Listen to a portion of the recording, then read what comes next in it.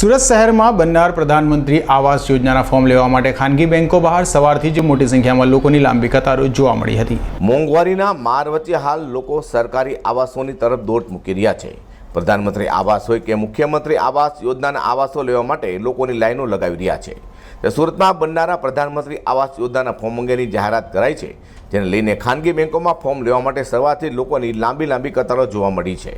શહેરના અનેક વિસ્તારોમાં બેંકો બહાર લોકોની લાંબી કતારો જોવા મળી હતી। અશોકભાઈ જીવરાજભાઈ રામણી, હું લાઈનમાં ઊભો છું આવાસ મંત્રી પ્રધાનમંત્રી આવાસ યોજનાના ફોર્મના વિતરણ માટે, અને 5 વાગ્યાના લાઈનમાં ઊભેલા છીએ।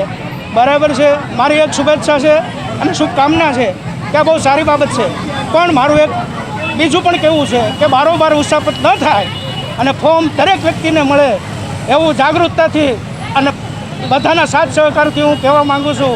અને ટીવીના માધ્યમથી મારે એટલું જ કહેવાનું છે કે આની અંદર કોઈ લાગવક ના ચાલે અને દરેકને વિતરણ મળી રહે અને દરેકને ફોર્મ મળી રહે, આવી મારી શુભકામના છે। બેંક દ્વારા અને બેંક દ્વારા આયોજન એ રીતે કરવાનું આવે કે સિક્યુરિટી રાખે અને સિક્યુરિટીને બધાની અંદર લાઇનની અંદર રખાવે, એ માટે બેંક સ્ટાફ સિક્યુરિટી કડક અને મજબૂત કરે એવી અમારી માંગણી છે। સુરતના વિવિધ વિસ્તારોમાં બનનારા પ્રધાનમંત્રી આવાસ યોજનાના ફોર્મ લેવા કલાકો સુધી લાઇનમાં શહેરીજન ઊભા રહ્યા હોય, જેને લઈને લોકોમાં વ્યવસ્થા અંગે પણ રોષ જોવા મળ્યો છે। અઝર કુરેશી, ડી10 ન્યૂઝ।